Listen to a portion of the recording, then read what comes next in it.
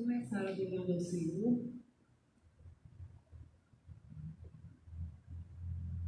Vamos começar adorando ao Senhor com o hino da harpa.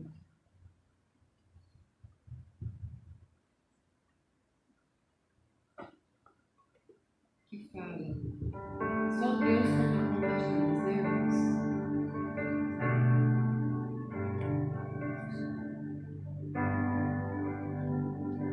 Em todo tempo, irmão, o Senhor tomará conta de ti.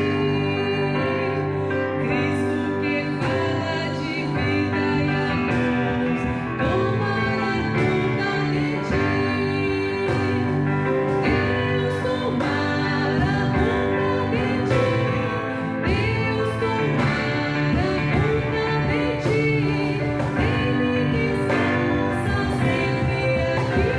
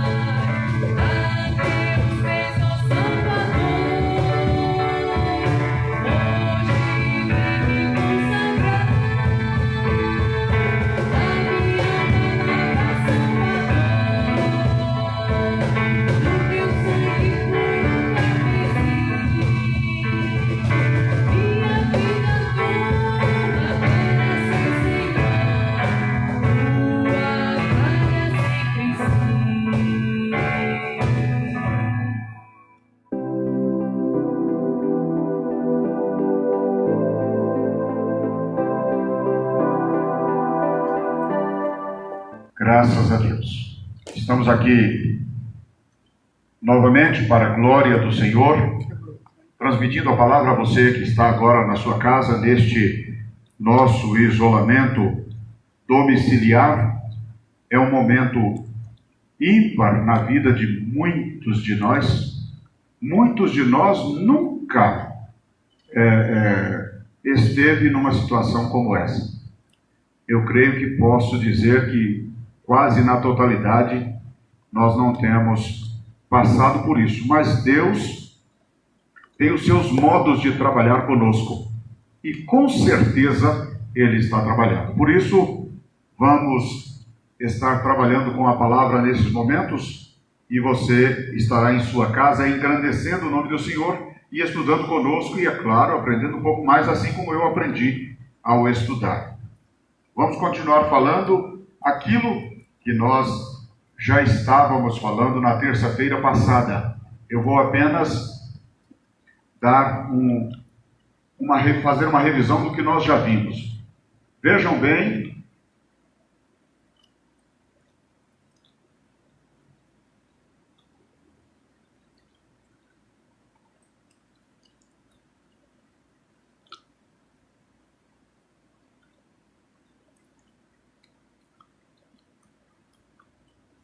nós não vamos ter condições de usar o Data Show. Vamos trabalhar sem Data Show.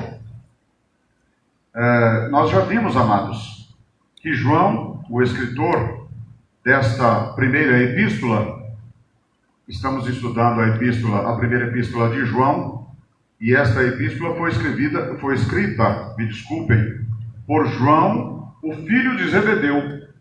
Isso está registrado em Mateus capítulo 4, versículo 21. Este filho de Zebedeu morava em Jerusalém e ficou morando ali até 48, quando a tradição diz que Maria, mãe de Jesus, faleceu. Daí então ele foi para Éfeso e dali, por volta do ano 90, ele escreveu esta carta. Então ela foi escrita na cidade de Éfeso por João o Evangelista, não João o Batista. Graças a Deus. Abra a sua Bíblia, por favor, na primeira epístola de João, capítulo 2, a partir do versículo 7 até o versículo 6, nós já estudamos. Graças a Deus. Vou dar um tempo para que você esteja abrindo sua Bíblia.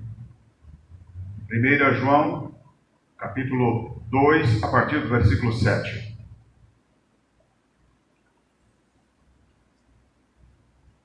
Graças a Deus. Vamos ler a partir do versículo 7, capítulo 2 de 1 João. Diz o seguinte: Irmãos, não vos escrevo o mandamento novo, mas o mandamento antigo, que desde o princípio tivestes. Este mandamento antigo é a palavra que desde o princípio ouvistes. Outra vez vos escrevo um mandamento novo, que é verdadeiro nele e em vós, porque não vão passando as trevas e já a verdadeira luz alumia. Versículo 9: Aquele que diz que está na luz e aborrece a seu irmão, até agora está em trevas. Aquele que ama a seu irmão está na luz, e nele não há escândalo. Mas aquele que aborrece a seu irmão está em trevas, e anda em trevas, e não sabe para onde deva ir, porque as trevas lhe cegaram os olhos. Amém. Continue com sua Bíblia aberta, nós vamos trabalhar com ela em muitos momentos. Vejam bem, meus amados, que nós já estudamos até aqui, nos versículos 1 a 10 do capítulo 1, nós vimos que a vida foi revelada, é experimentada e deve ser compartilhada.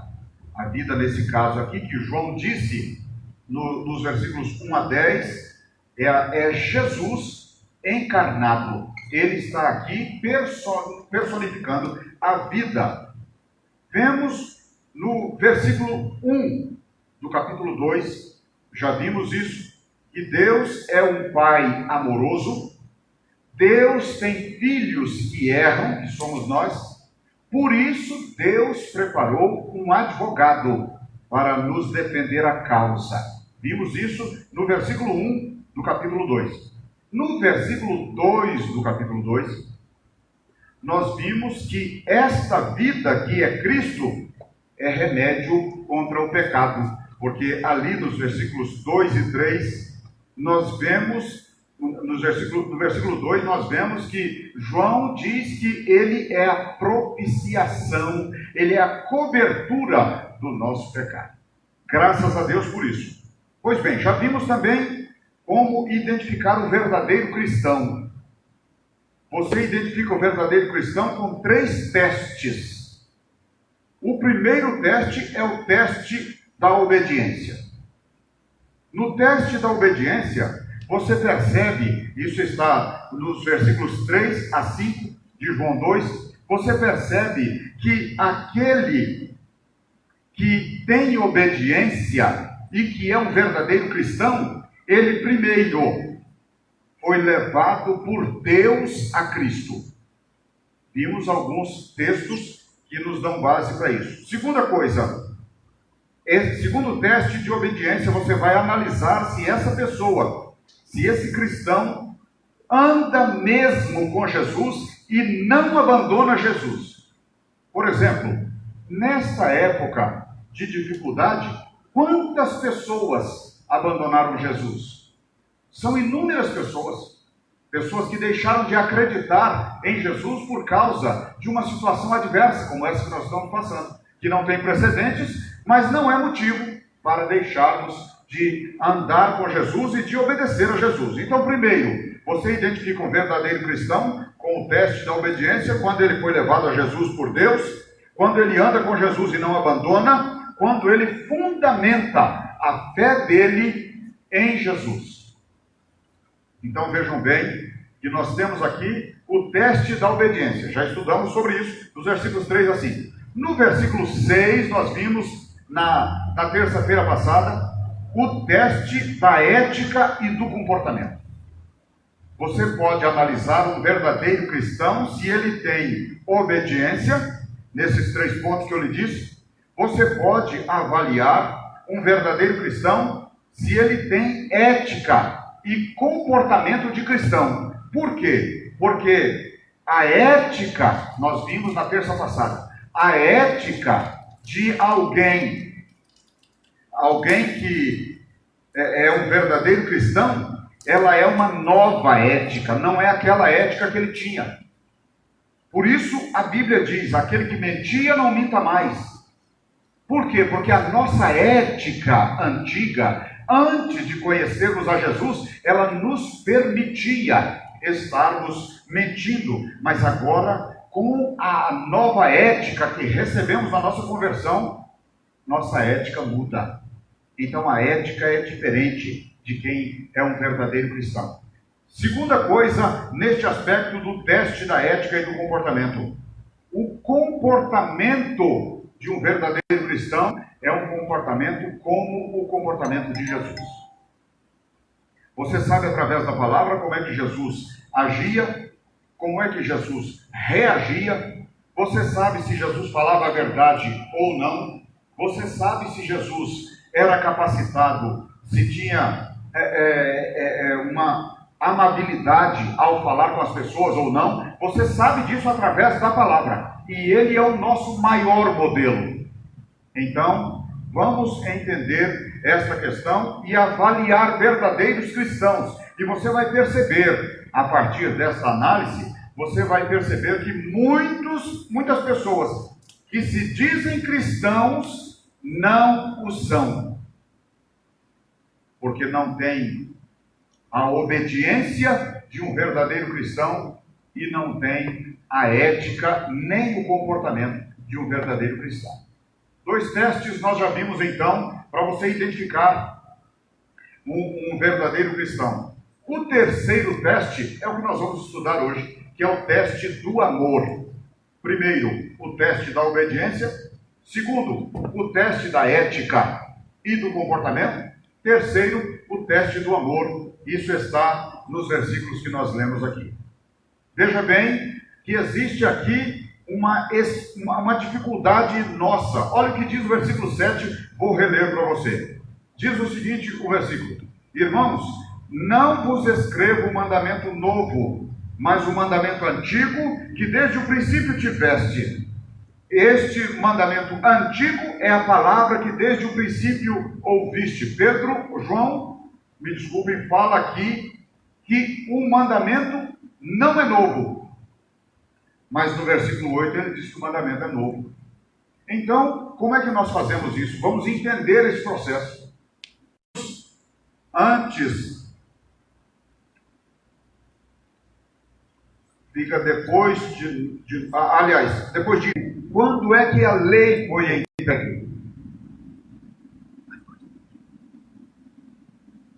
Versículo 18 do capítulo 19 de Levítico diz o seguinte: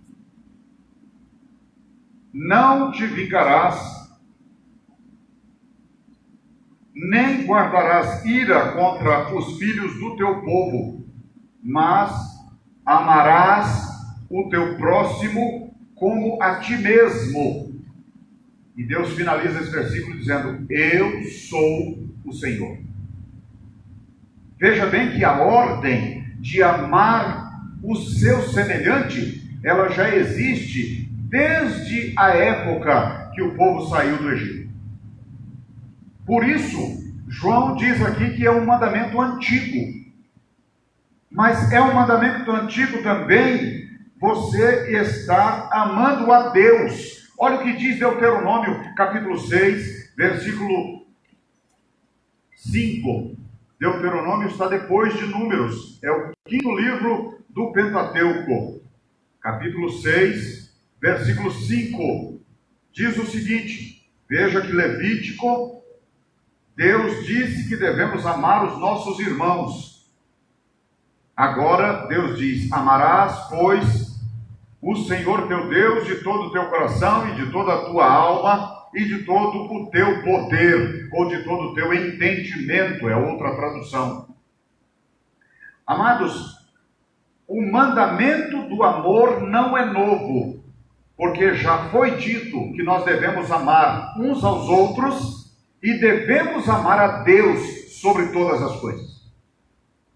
Por isso, não há como dizer que o amor não é importante.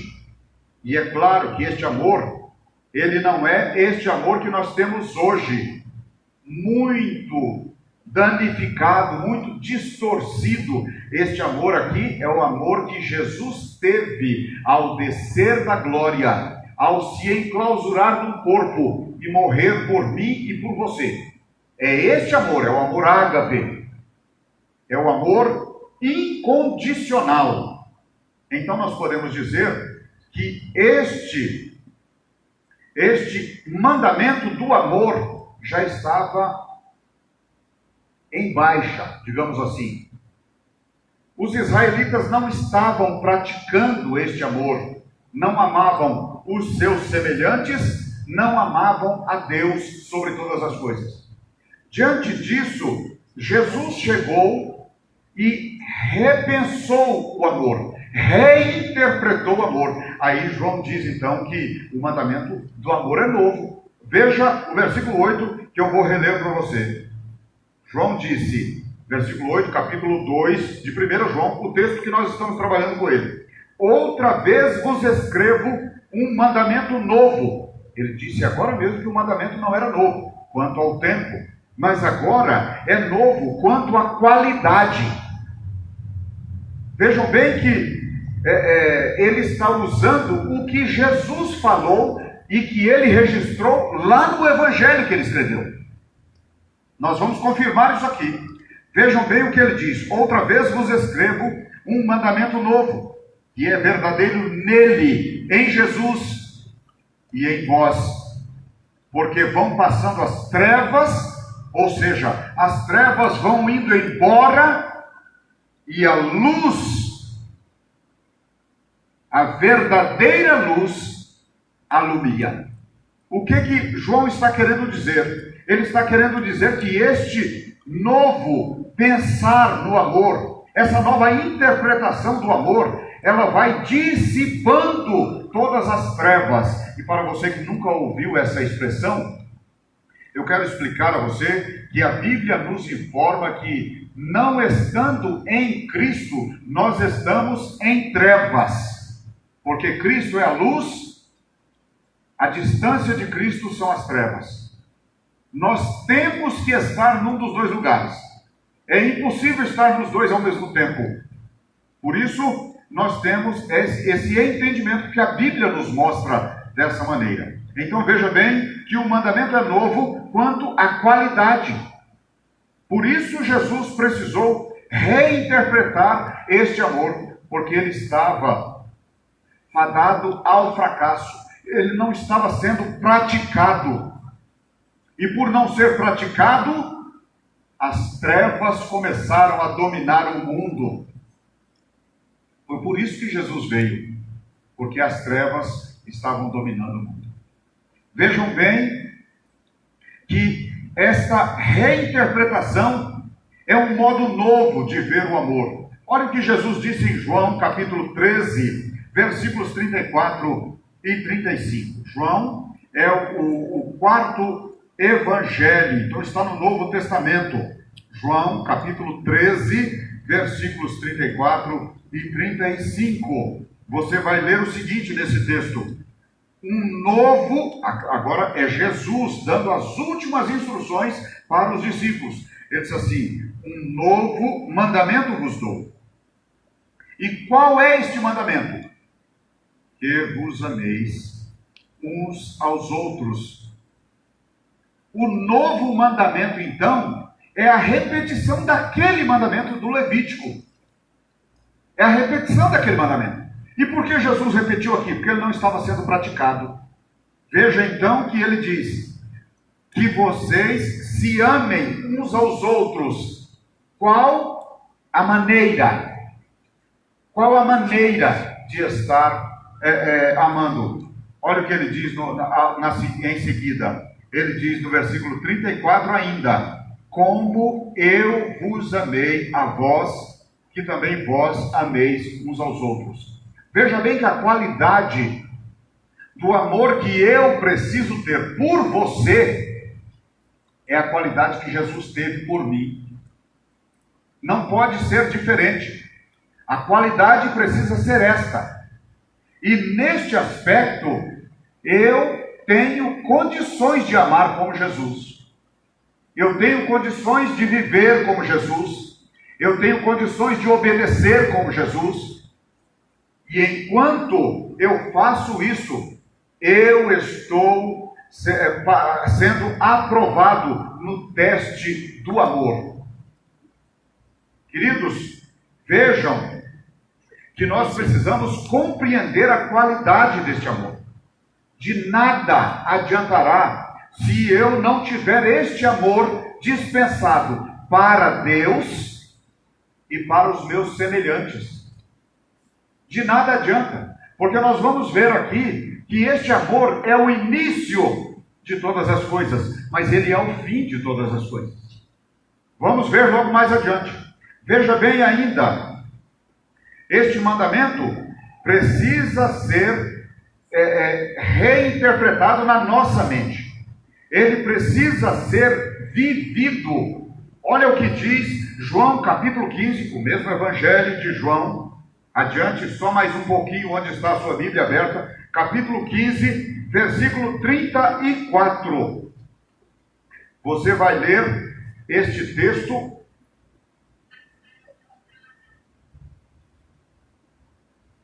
É 13:34. Vamos reler o 13:34. E você vai ler o novo mandamento: vos dou que vos ameis uns aos outros. Você precisa viver este amor. Você precisa falar deste amor, mas você precisa praticar este amor. Nós devemos praticar este amor. É o que agrada ao nosso Senhor, é a prática deste amor. Se eu não praticar, eu não consigo ser aprovado neste teste do amor. Veja ainda o que diz, além de ser vivido esse novo mandamento, precisa também ser cheio de renúncia. Abra sua Bíblia em Mateus capítulo 5. Mateus é o primeiro evangelho, é o primeiro livro do Novo Testamento. Mateus capítulo 5, versículos 43 e 44. Nós vamos ler o seguinte: ouvistes que foi dito, amarás o teu próximo e aborrecerás o teu inimigo. Veja bem que na reinterpretação do amor, Jesus está aqui lembrando os discípulos, lembrando o povo que estava ouvindo que o mandamento já existia. Ele está dando uma nova visão a respeito do mandamento, uma visão mais profunda de como aplicar esse mandamento. Versículo 43: ouvistes o que foi dito, amarás o teu próximo e aborrecerás o teu irmão. Aquele mandamento que não era novo, dizia para amar só quem te amava. Olha o que Jesus disse no versículo 45 ou 44: eu, porém, vos digo, amai os vossos inimigos, bendizei os que vos maldizem, fazei bem aos que vos odeiam, e orai pelos que vos maltratam e vos perseguem. Você viu a intensidade do amor? Este amor, nestes moldes que Jesus está transmitindo, está reinterpretando, ele não era praticado. Ele não era praticado. Mas agora, Jesus reinterpreta e diz: eu quero dizer a vocês que do jeito que vocês estavam fazendo não é suficiente. Vocês precisam amar o inimigo de vocês. E eu queria enfatizar para você esse texto, versículo 44. Jesus está dizendo que eu preciso amar a quem me maldiz. Eu preciso amar a quem me persegue. Mas não é só amar. Eu preciso orar por ele. Eu preciso interceder por ele. Por isso nós dizemos que servir a Cristo não é fácil. Tome cuidado. Muitos pastores estão ensinando um evangelho muito fácil de ser praticado. Mas Jesus aqui está intensificando para nós. Está nos mostrando que o evangelho não é fácil de ser vivido. E ele precisa ser vivido, porque Jesus o viveu aqui na terra. Este teste do amor, nós precisamos ser aprovados. Aprovados. Não há como sermos rejeitados neste teste. Veja bem, o mandamento do amor é novo, pelo menos sob 5 aspectos. Observe o versículo 8, eu vou reler para você, na primeira epístola de João, capítulo 2, versículo 8. Volte seus olhares para a sua Bíblia, por favor. Diz o seguinte: outra vez vos escrevo um mandamento novo, que é verdadeiro nele e em vós, porque vão passando as trevas e já a verdadeira luz alumia. Primeiro aspecto deste mandamento novo, é um mandamento novo porque é extremamente importante. Não há como medir a importância deste amor. Primeiro, ele é importante porque esse amor é a raiz, é o início, é a base de toda a generosidade, é a base de toda a bondade. É impossível você praticar bondade nos moldes que Jesus está dizendo e que Jesus exige, nos moldes de conquistar galardões. É impossível você fazer isso sem amor. Por isso, este amor é a raiz de toda a bondade e de toda a generosidade. Ainda sobre a importância deste amor, que é um dos 5 aspectos, este amor é o grande e maior de todos os mandamentos. Aí você pode pensar assim: mas onde é que o pastor William está arrumando esta interpretação? Abra sua Bíblia, por favor, em Mateus capítulo Primeiro livro do Novo Testamento, 22, versículos 37 a 39. Mateus 22, 37 a 39. Diz o seguinte o texto: E Jesus disse-lhe: Amarás o Senhor teu Deus de todo o teu coração, de toda a tua alma e de todo o teu entendimento. Veja bem que já lemos esse texto. Foi o que Jesus pegou lá, baseando todos os mandamentos. Os 4 primeiros mandamentos do Decálogo estão aqui, nesta circunstância, nesta interpretação de Jesus. E no outro versículo 38, ele diz assim: Este é o primeiro e grande mandamento, e o segundo, semelhante a este, é: amarás o teu próximo como a ti mesmo. E ele diz no versículo 40, desses 2 mandamentos depende toda a lei e os profetas. Que 2 mandamentos? Amar a Deus, amar o ser humano. Deste mandamento, o amor, depende tudo o que nós fazemos. E este texto, interpretado aqui, ou traduzido por depende, literalmente está dando a entender de um prego fincado na parede e você pendura toda a mobília da casa daquele prego. Tudo é sustentado, tudo na casa é sustentado por aquele prego. Assim é o amor.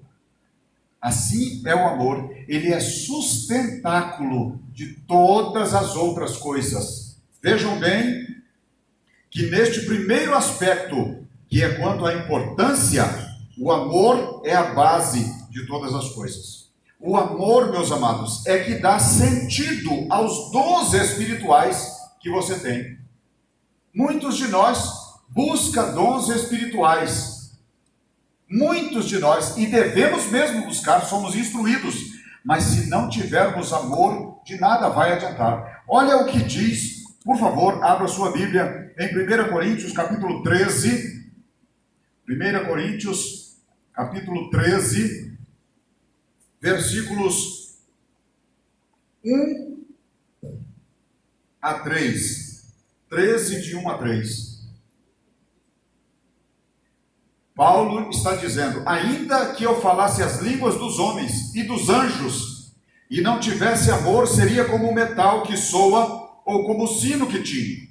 E ainda que tivesse o dom de profecia, e conhecesse todos os mistérios e toda a ciência, e ainda que tivesse toda a fé, de maneira tal que transportasse os montes, e não tivesse amor, de nada seria.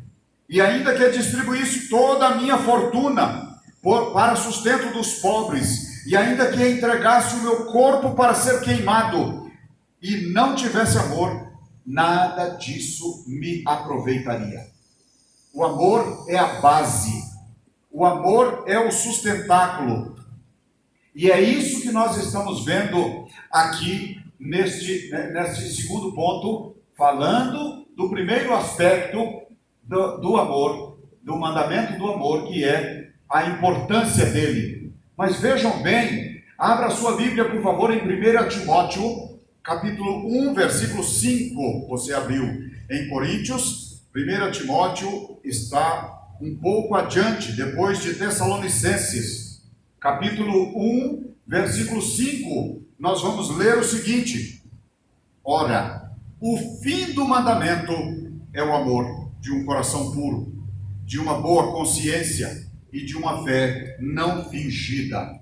Veja bem, aqui Paulo está dizendo que o fim do mandamento é o amor. O início nós já vimos que é o amor. Todos os mandamentos têm base no amor. Agora, Paulo está dizendo para nós aqui que o fim do mandamento também é o amor.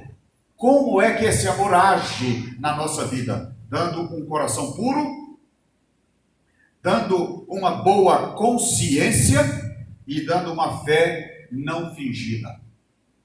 Então nós vimos que o amor é importante por isso, porque o amor é a raiz de todo ato de bondade, o amor é o maior de todos os mandamentos, o amor dá sentido aos dons e sacrifícios, e o amor é o fim do mandamento. Então vejam bem que nós estamos trabalhando com este texto, e este texto está nos dizendo estes aspectos do amor. Este primeiro aspecto está no versículo 8. O segundo aspecto também está no versículo 8 do texto base nosso, de 1 João, capítulo 2, versículo 8. Vou ler novamente para você. Aqui nós lemos: outra vez vos escrevo um mandamento novo. Novo, por que esse mandamento é novo? Porque por causa do referencial. Vejam, meus amados, que o referencial de amor é Jesus. Ele é o nosso referencial. Não há como sabermos como é o amor, como devemos praticar o amor, se não for através do exemplo de Jesus. Abra sua Bíblia, por favor, em João, capítulo 15, versículo 12. O Evangelho dessa vez, não é a Epístola. O Evangelho de João, que é o quarto livro do Novo Testamento, que é o quarto Evangelho. Pastor, para um pouquinho. Aí.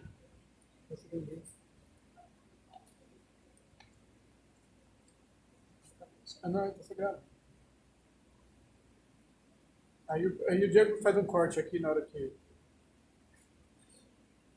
Graças a Deus. Anota aí que ele vai fazer um corte de 6 minutos de tudo. Então, aí, e eu não estou nem usando o Wi-Fi da igreja, por enquanto eu estou usando a internet da Vivo, que ela está funcionando. Mas aí é só fazer um corte aqui também na hora que você... Eu vou continuar e a gente... certo? Depois a gente pega isso aí e hospeda lá no coisa, porque senão nós demoramos muito aí para ruim. Então, veja bem, vá, por favor, para João, capítulo 15, versículo 12. João, capítulo 15, versículo 12. E nós vamos ler o seguinte... No versículo 12, o meu mandamento aqui, nós vemos Jesus novamente dando as últimas instruções. Esse é um texto correlato lá de Mateus, que nós lemos agora mesmo. Versículo 12, o meu mandamento é este, que vos ameis uns aos outros, assim como eu vos amei. É exemplo, o nosso referencial de amor é o Senhor Jesus Cristo. Por isso devemos amar como Ele. Devemos apreciar a palavra dEle como Ele. Devemos ser obedientes como Ele. Outra questão importante sobre o referencial que nós temos deste amor é que o auge deste amor foi lá na cruz do Calvário. Observe bem onde o amor pode chegar, onde ele deve chegar. Ele deve chegar até uma renúncia completa. Ainda em João, versículo 13, diz o seguinte, Jesus ainda falando: ninguém tem maior amor do que este, de dar alguém a sua vida pelos seus amigos. Por isso eu disse anteriormente que este amor é um amor de renúncia, é um amor abnegado. Vamos ainda mais adiante. Observe bem que nós devemos ter este amor. É o que nos diz Paulo aos Efésios, capítulo 5, versículo 2. Efésios está adiante. Capítulo 5, versículo 2. Você vai ler nesse texto o seguinte: e andai, Paulo está dizendo para nós, nos orientando, e andai em amor, como também Cristo vos amou, e se entregou a si mesmo por nós em oferta e sacrifício a Deus em cheiro suave. Amados, no nosso relacionamento com os nossos irmãos, devemos em todo o tempo nos entregar dessa maneira em favor dos nossos irmãos. No nosso relacionamento com Deus, devemos em todo o tempo nos entregar desta maneira, abnegadamente, com toda renúncia. Devemos nos entregar para sermos ordenados por Ele, para demonstrarmos o nosso amor por eles, porque este mandamento do amor é extremamente importante e nós precisamos, em todo o tempo, praticá-lo. Continuando, já vimos então que o mandamento do amor é importante, o mandamento do amor tem referencial, e vimos ainda o terceiro aspecto do mandamento do amor, é que este mandamento é novo por sua demonstração. Uma oração que nós sempre falamos, uma frase que é normal entre nós, é dizer que o amor não é sentimento, o amor é atitude. Em todas as vezes que nós vemos um amor efetivo, nós vemos um amor efetivo porque ele é demonstrado, ele é uma atitude, é não apenas um sentimento. Vejam bem, abra sua Bíblia, por favor, em Tiago, capítulo 2, versículo 15 e 16. Tiago está para frente. Tiago está depois da Epístola aos Hebreus. Tiago, capítulo 2, versículos 15 e 16. Nós vamos ver que o amor é a expressão das ações. Capítulo 2 de Tiago, versículos 15 e 16. Você vai ler o seguinte: e se o irmão ou a irmã estiverem nus e tiverem falta de mantimento cotidiano, e algum de vós lhes disser: ide em paz, aquentai-vos e fartai-vos, e lhes não derdes as coisas necessárias para o corpo, que proveito vem daí? O que Tiago está nos dizendo é o seguinte: você viu alguém padecendo necessidade?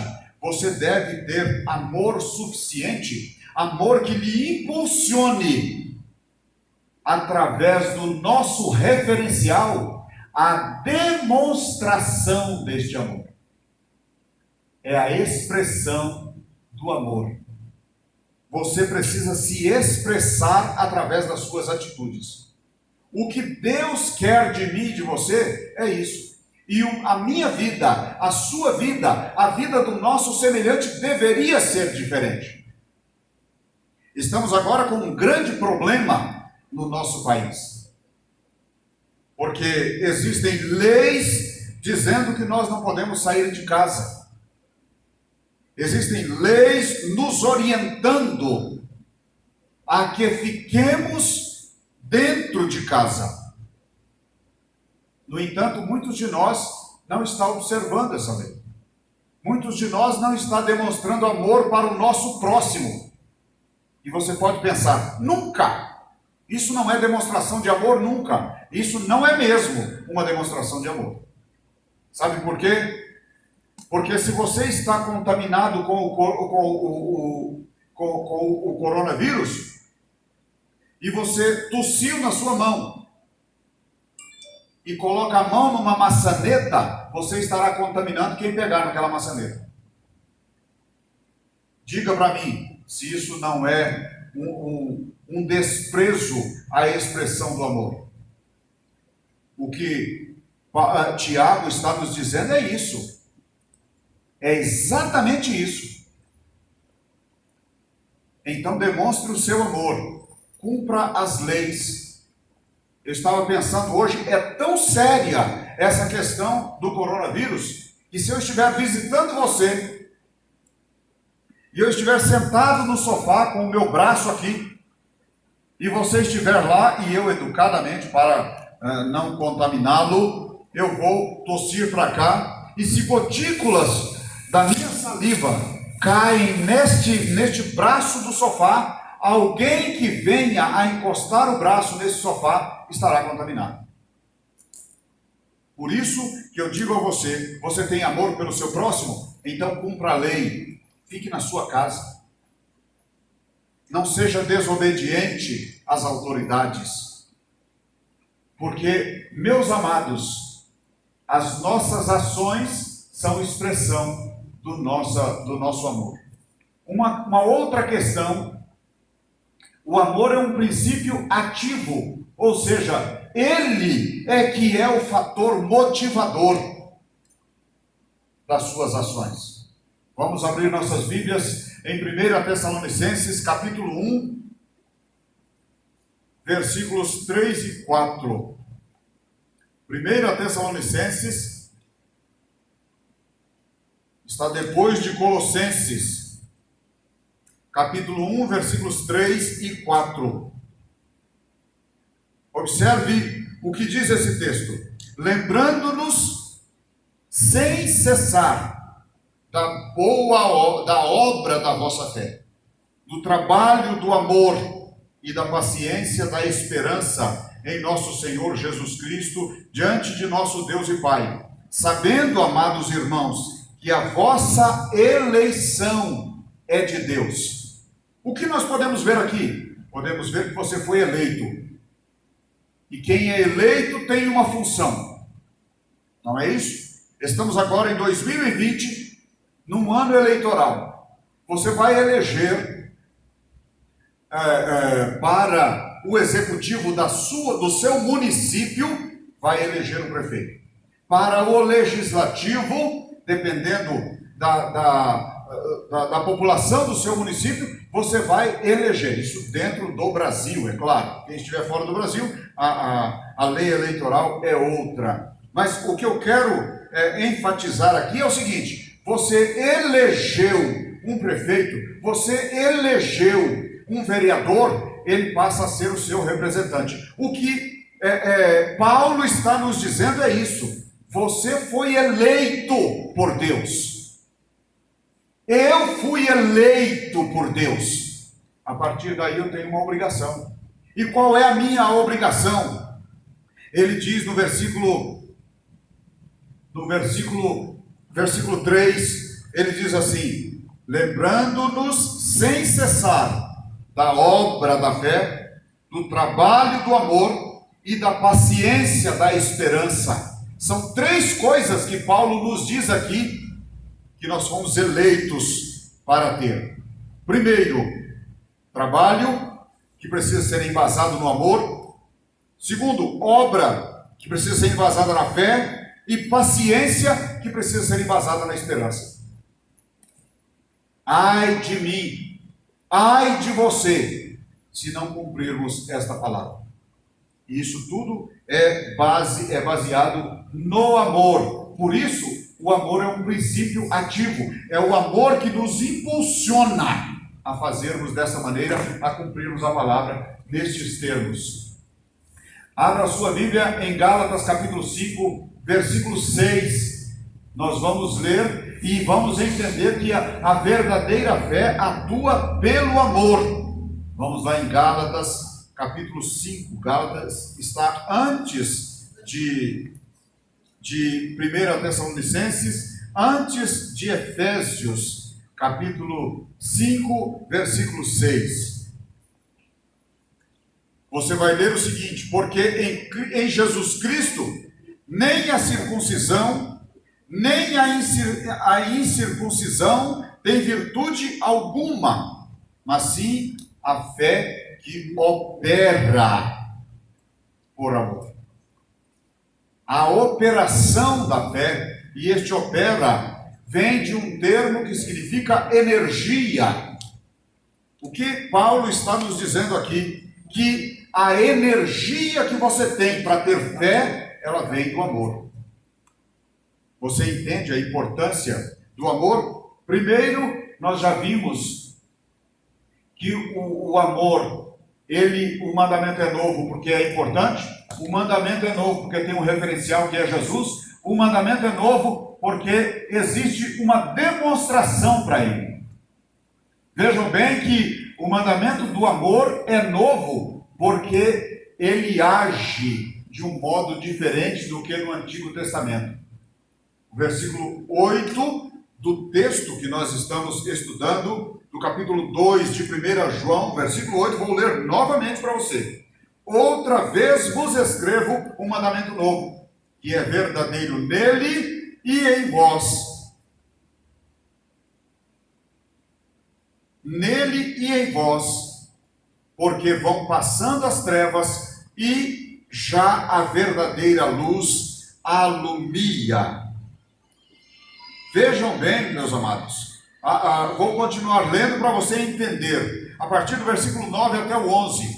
Aquele que diz que está na luz e aborrece a seu irmão, até agora está em trevas. Falei para você no início que nós, antes de recebermos a Jesus como Salvador, estamos em trevas. Foi isso que foi dito em Romanos capítulo 3, versículo 23. Lá nós lemos: porque todos pecaram e separados estão da glória de Deus. Esta separação da glória de Deus nos leva a permanecer nas trevas. Quando nos aproximamos da luz, quando nos aproximamos de Jesus, aí a luz nos alcança. Então, olha o que está dizendo o versículo 9. Aquele que diz que está na luz e aborrece a seu irmão, até agora está em trevas. Olha o que diz o versículo 10. Aquele que ama a seu irmão está na luz e nele não há escândalo.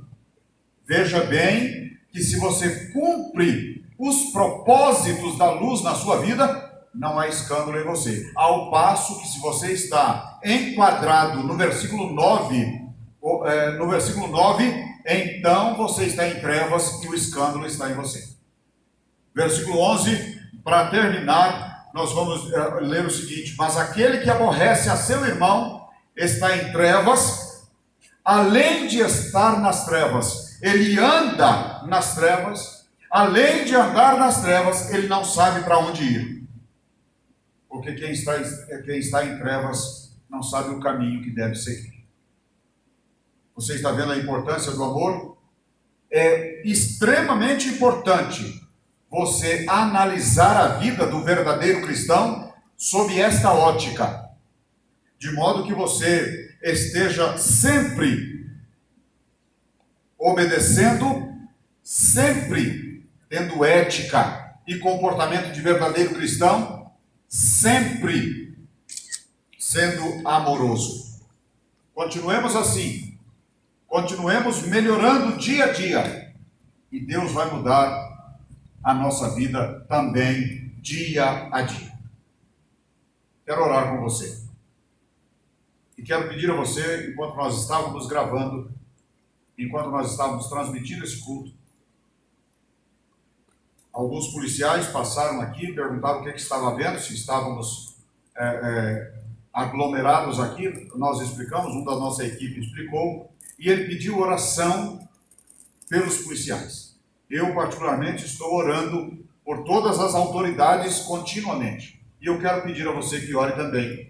Ore pelas autoridades da sua cidade, ore pelas autoridades de todo o Brasil. Esse povo está nas ruas para nos proteger. Então vamos abençoar a vida deles. Feche seus olhos, por favor. Papai eterno, somos gratos ao Senhor. Apesar de todas as dificuldades, nós conseguimos concluir este trabalho de hoje. Queremos abençoar a vida dos teus filhos que estiveram conosco. Queremos engrandecer o teu nome, ó Deus, pela vida de cada policial que trabalha aqui em Goianápolis, que trabalha no estado de Goiás, que trabalha nos outros estados do Brasil. Queremos abençoar essa força policial, queremos abençoar os bombeiros militares, queremos abençoar, ó Deus eterno, os paramédicos que trabalham nas regiões do Brasil. Queremos engrandecer o teu nome por cada médico, cada enfermeiro, cada trabalhador nos hospitais que estão com afinco trabalhando, desde o médico até aquele que trabalha na lavanderia. Eu quero abençoar a vida dos teus filhos, quero abençoá-los, ó Deus, com a imunidade do Senhor. Quero pedir que o Senhor vá de encontro a cada um deles agora, acampa o teu anjo ao redor deles, para guardar-lhes o corpo, guardar-lhes as vias respiratórias, as vias que podem contrair o vírus, o coronavírus. Em nome de Jesus, ó Deus, manifeste a tua glória sobre estas pessoas que estão trabalhando, que estão dedicando suas vidas para nos proteger, ou para nos curar, ou para nos acompanhar. Em nome de Jesus, ó Deus, esteja trabalhando, esteja, ó Deus eterno, com a tua mão sobre eles, para guardá-los. Nós assim lhe pedimos, abençoando a estes desbravadores, a estes guerreiros que estão na linha de frente, aguardando a nossa vida. Queremos, ó Deus, abençoar a todos que estão agora em suas casas, cumprindo esta determinação do governo. Queremos abençoar a todos que nos ouvem agora e no YouTube, quando estiverem nos ouvindo. Nós assim lhe pedimos, abençoando os teus filhos em nome de Jesus. Que o grande amor de Deus, nosso Pai, e a graça do Senhor Jesus Cristo, que a comunhão e as consolações do Espírito Santo de Deus sejam sobre a sua vida, sejam sobre a vida de cada membro da sua família, desde agora até quando Jesus voltar para buscar a sua igreja. Amém. Jesus abençoe. Esteja conosco no nosso próximo programa.